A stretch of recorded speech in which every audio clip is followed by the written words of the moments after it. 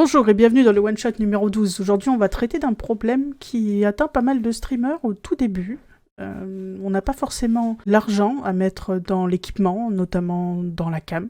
Je vais vous montrer comment simplement, avec 3 logiciels aujourd'hui, on peut faire de son smartphone sa propre caméra. C'est parti.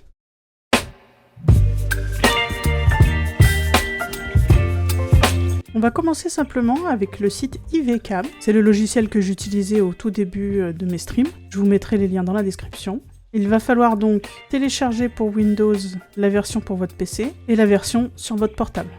Je vous passe rapidement les détails d'installation, etc. Je suppose que vous savez installer un logiciel. On n'ira pas donc jusque-là. Une fois qu'il est installé, il faut donc l'ouvrir sur votre PC. Ça vous met une attente de connexion d'IVCam. Vous prenez votre téléphone portable et vous ouvrez la même application dessus. Une fois que c'est fait, l'application reconnaît directement votre téléphone et prendra la caméra soit de devant, soit de derrière. Vous pouvez changer évidemment. Alors les couleurs sont un petit peu pétantes, on va pas se le cacher, mais vous pouvez de toute façon, une fois que vous retournez sur OBS, vous appuyez sur le plus, périphérique de capture vidéo. Vous l'appelez comme vous le souhaitez, ok. Et là, vous allez choisir E2ESoft IVCam. Dans les paramètres par défaut du périphérique, vous personnalisez et vous mettez la résolution en 1920-1080. Voilà, ça donne déjà un bon aperçu. Maintenant, on va ajouter un filtre, donc clic droit, filtre, un petit plus et correction colorimétrique.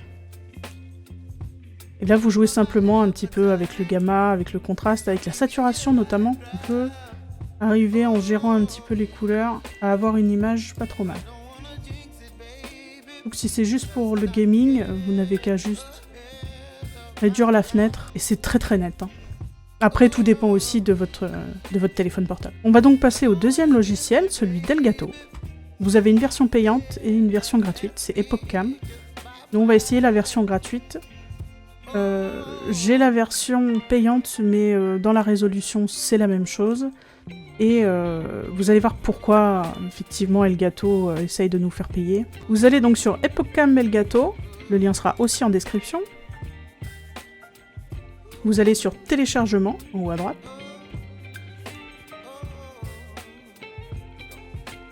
Là, vous choisissez EpochCam. Pour ma part, ce sera pour Windows. Vous pouvez l'avoir aussi pour Mac. Vous téléchargez, etc.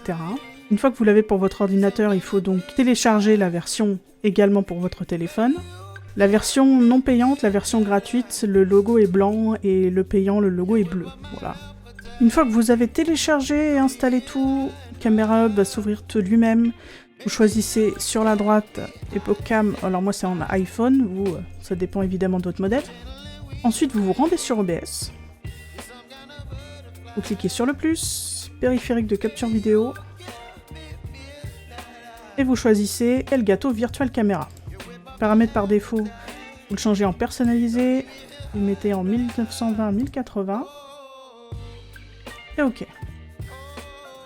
Les couleurs sont toujours un peu saturées, donc c'est pareil, on peut faire un clic droit sur le périphérique de capture vidéo, mettre un filtre, correction colorimétrique, et vous faites vos changements. Comme vous pouvez le voir, sur la version gratuite, il y a le logo d'Elgato qu'on n'a pas dans la version payante. La version payante, elle doit être autour de 8 €, je crois.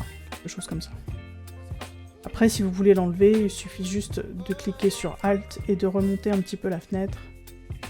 C'est pareil, si c'est juste une petite caméra pour le jeu, ça fera largement l'affaire. Pour le dernier, on en a déjà parlé sur cette chaîne, c'est Video Ninja, ou OBS Ninja. C'est une invitation réutilisable. Vous débloquez bien les bitrates à 20 Mbps. Évidemment, la résolution en 1080. Une fois que c'est fait, vous n'avez plus qu'à générer un lien, à scanner le QR code avec votre téléphone portable. Sur votre téléphone va s'afficher « Partager votre caméra » ou « Partager votre écran ». Donc vous cliquez sur « Partager votre caméra ». Faites attention, si vous ne voulez pas que l'audio de votre téléphone soit pris en compte, vous devez évidemment le désactiver sur votre téléphone. Une fois que c'est fait, on prend l'adresse OBS qui est là en rose. On le copie. On retourne sur OBS, plus, et cette fois-ci on va pas faire évidemment périphérique de capture de vidéo, mais navigateur. Vous remplacez l'URL. Vous le mettez bien dans 1920 1080.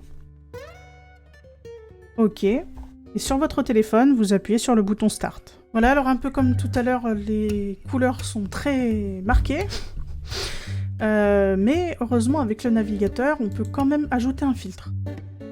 Vous faites clic droit, filtre, à nouveau correction colorimétrique et vous changez les couleurs.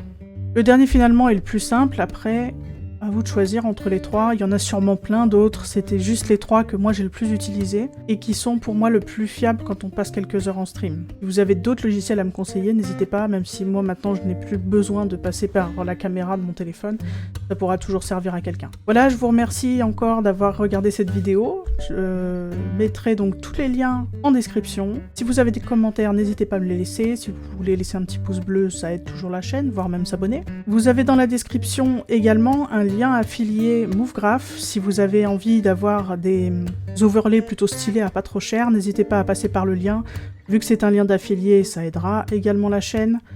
Et vous pourrez trouver des petites pépites. Je vous dis à bientôt pour le one-shot numéro 13. Bonne année un peu en retard.